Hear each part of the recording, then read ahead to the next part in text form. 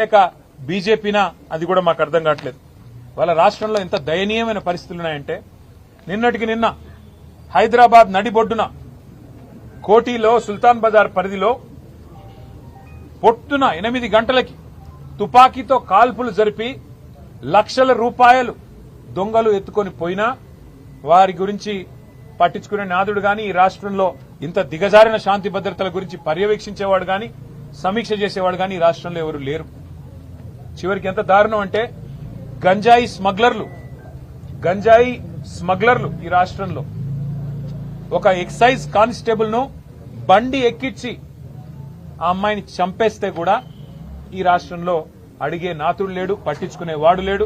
ప్రభుత్వం నుంచి స్పందన అనేది సున్నా. అంటే ఎంత దయనీయమైన పరిస్థితుల్లో ఈ రాష్ట్రంలో శాంతి భద్రతలు ఉన్నాయో దీన్ని బట్టే చెప్పొచ్చు. సమ్మక్క సారక్క జాతర కోట్లాది మంది ప్రజలు గొప్ప జాతరగా తెలంగాణ కుంభమేళగా జరిగే అద్భుతమైన పండుగ, తెలంగాణ ప్రజలకు అత్యంత ప్రీతిపాత్రమైన పండుగ. అలాంటి పండుగలో అధ్వాన్నమైన ఏర్పాట్లున్నాయని చెప్పి అక్కడ భక్తులు తిరగబడుతుంటే అక్కడ భక్తులు ఇవాళ చివరికి మంత్రుల అద్దాలు ధ్వంసం చేస్తుంటే, మంత్రుల కార్ల అద్దాలు ధ్వంసం చేస్తుంటే ఎంత అధ్వానంగా ఈ రాష్ట్రంలో ట్రాఫిక్ నిర్వహణ, శాంతి భద్రతల నిర్వహణ, కనీసం ప్రజల మనోభావాల్ని గౌరవిస్తూ తెలంగాణ కుంభమేళాలో కనీస ఏర్పాట్లు కూడా చేయలేకపోతే సమీక్షించేవాడు లేడు. ఎక్కడున్నారయ్యా ముఖ్యమంత్రి గారంటే గాలి మాటలు మాట్లాడుతూ గాలి తిరుగుడు తిరుగుతా ఉన్నారు. రాష్ట్రంలో మాత్రం లేరు.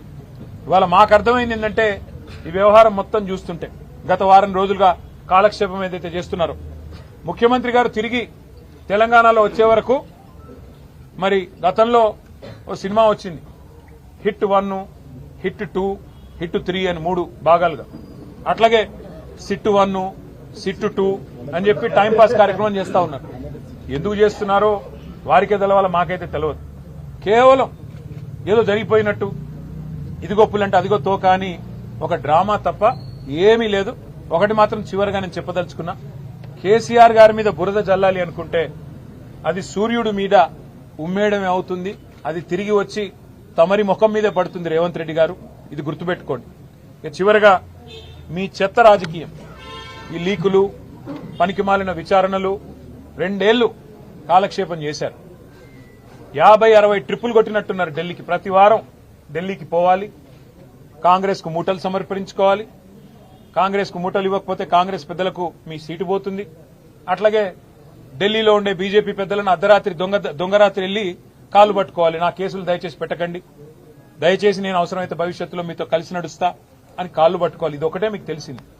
ఈ 2 ఏళ్లలో మరి మీరు రాష్ట్రానికి సాధించింది ఏమన్నా ఉందా దయచేసి చెప్పాలని చెప్పి నేను రాష్ట్ర ప్రభుత్వాన్ని అడుగుతా ఉన్నా. బుద్ధి తెచ్చుకొని ఇప్పుడు అన్ని ట్రై చేశారు మీరు.